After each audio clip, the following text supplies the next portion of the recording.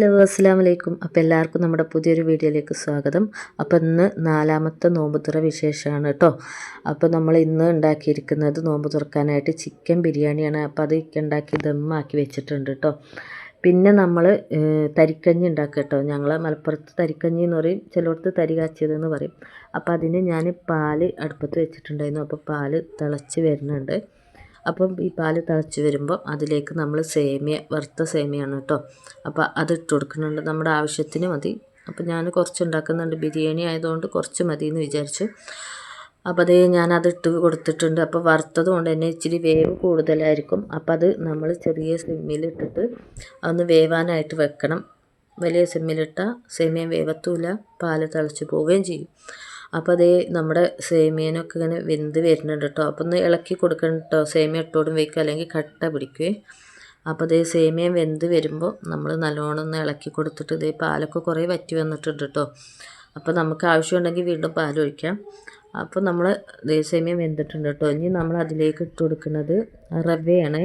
കുറച്ച് ഞാൻ ഇട്ട് കൊടുക്കുകയുള്ളൂ, കാരണം ഇതിങ്ങോട്ട് കുറച്ച് കഴിഞ്ഞ് വെന്ത് കഴിയുമ്പോൾ കട്ടയായി ഇങ്ങനെ കുറേ അധികമാകും, കുറുകി വരും. അപ്പം ഞാൻ കുറച്ച് ഇട്ട് കൊടുക്കണുള്ളൂ. അപ്പോൾ അതും കൂടി ഇട്ട് കൊടുത്ത് അപ്പം തന്നെ ഇളക്കണം, അല്ലെങ്കിൽ ഈ പറഞ്ഞ പോലെ റവയും കട്ട പിടിക്കും. അപ്പോൾ അതും നല്ലപോലെ വേവിച്ച് സിമ്മിലിട്ട് വേവിച്ചെടുത്തിട്ട് ഞാൻ ഓഫ് ചെയ്തു കേട്ടോ. എന്നിട്ട് അത് മാറ്റി വെച്ചു. ഇനി ആവശ്യത്തിന് പഞ്ചസാരയും പിന്നെ കുറച്ചൊരു നുള്ളു ഉപ്പിടും കേട്ടോ. എനിക്ക് ഇച്ചിരി ഉപ്പിടണം. ഞാൻ പായസത്തിലാണെങ്കിലും കുറച്ച് ഉപ്പിടും.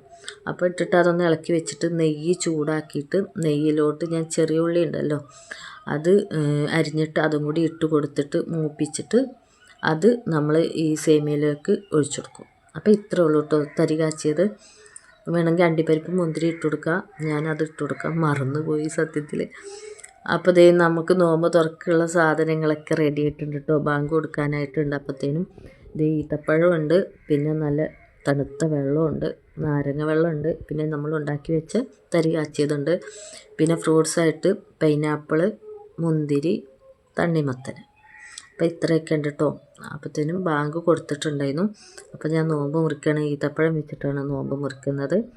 അപ്പം ഞാൻ വെള്ളം കുടിച്ചു. അത് കഴിഞ്ഞിട്ട് നല്ല ദാഹം ഉണ്ടായിരുന്നു, വെള്ളം കുടിച്ചു. അത് കഴിഞ്ഞിട്ട് നാരങ്ങ വെള്ളം കൂടിയും കുടിച്ചു.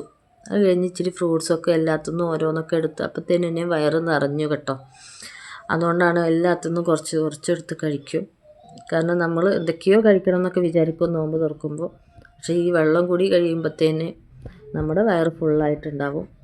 അപ്പോൾ സൈബ അത് എൻ്റെ അടുത്ത് വന്നിരിക്കുകയാണ് കേട്ടോ. എന്നിട്ട് അവൾ എന്തൊക്കെയോ പറയുന്നുണ്ട്. ഹായ് ഗേസ്, എനിക്ക് നോമ്പായിരുന്നു, നിങ്ങൾ നോമ്പ് മുറിച്ചോ എന്നൊക്കെ ചോദിക്കുന്നുണ്ട്. അതിൻ്റെ ഇടയിൽ സിയാമോൾ പോയിട്ട് ദമ്മ് പൊട്ടിച്ചിട്ടുണ്ടായിരുന്നു കേട്ടോ. അപ്പോൾ അവൾ ബിരിയാണി മതി പറഞ്ഞിട്ട് അവൾ അതാണ് എടുത്തേക്കുന്നത്. അപ്പോൾ ഞാനും സൈബയും ബിരിയാണിയൊന്നും ഇപ്പോൾ കഴിച്ചില്ല, കാരണം ഞാൻ ഫ്രൂട്ട്സൊക്കെ കഴിച്ചിട്ട് നേരെ നിസ്കരിക്കാൻ പോയിട്ടോ. അതെല്ലാം കഴിഞ്ഞ് വന്നു.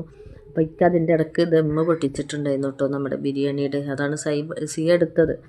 അപ്പോൾ ഇത് ചിക്കൻ ബിരിയാണി നല്ല ബിരിയാണി ആയിരുന്നു കേട്ടോ. വലിയ അരി കൊണ്ടാണ് ബിരിയാണി വെച്ചേക്കുന്നത്. ഇക്കാൻ്റെ ഒരു ആഗ്രഹം വലിയ അരിയിട്ട് ബിരിയാണി വെക്കണമെന്ന്. അങ്ങനെ ഇതേ നമ്മുടെ ബിരിയാണിയും പിന്നെ അതുപോലെ തൈര് പിന്നെ അച്ചാറും. ഞാൻ 10 മണിയായപ്പോഴാണ് കേട്ടോ കഴിച്ചത്. കാരണം ഞാൻ നിസ്കാരമൊക്കെ കഴിഞ്ഞ് വന്നിട്ട് എന്നോട് പറഞ്ഞു, വാ നമുക്കൊന്ന് പുറത്ത് പോകാമെന്ന് പറഞ്ഞ് ഞങ്ങളൊരു ചായ കുടിക്കാൻ വേണ്ടിയിട്ട് പോകാം. വെറും ചായ കേട്ടോ. അപ്പോൾ ഇതേ നല്ലൊരു പൂച്ചക്കുട്ടി ഉണ്ടാ. ഇവനെ കണ്ടിട്ട് എൻ്റെ അടുത്തേക്ക് വരും. ഞാൻ വിളിക്കുമ്പോൾ വാന്ന് പറഞ്ഞ് വിളിക്കുമ്പോൾ വരുന്നുണ്ട്. അപ്പോൾ ഞാൻ വണ്ടി കയറാൻ പോയപ്പം എൻ്റെ കൂടെ വരിക. ഞാൻ വിളിക്കും, പക്ഷെ നമുക്ക് കൊണ്ടുവരാൻ പറ്റില്ല, വീട്ടിലേക്ക് കയറ്റാൻ പറ്റില്ല. അവിടെ ബ്ലാക്ക് ഉള്ളതുകൊണ്ട് തന്നെ ഇവൻ വല്ല കാടൻ പൂച്ചയാണെങ്കിലോ. അപ്പോൾ അതുകൊണ്ട് ഞാൻ കൊണ്ടുവന്നതൊന്നുമില്ല വീട്ടിലേക്ക്. ഞാൻ കുറച്ച് നേരം കളിപ്പിച്ചിട്ട് അങ്ങനെ ചായ കുടിക്കാൻ ഞാൻ ഒക്കെയും പോയിട്ടോ. പക്ഷെ ഞാൻ ചായ കുടിക്കണത് പുറത്ത് കടയിൽ പോയതിൻ്റെ വീഡിയോ എടുക്കാൻ മറന്നുപോയി. അത് കഴിഞ്ഞ് തിരിച്ച് വന്ന് കുറച്ച് നേരം പാർക്കിലൊക്കെ ഇരുന്ന് പിന്നെയാണ് കേട്ടോ ഞാൻ ഫുഡ് കഴിച്ചത്. അപ്പോൾ ഇത്രയൊക്കെയുള്ള വിശേഷം. എല്ലാവർക്കും ഇഷ്ടപ്പെട്ടാൽ ലൈക്ക് ചെയ്യുക, ഹൈപ്പ് ചെയ്യുക, ഷെയർ ചെയ്യുക.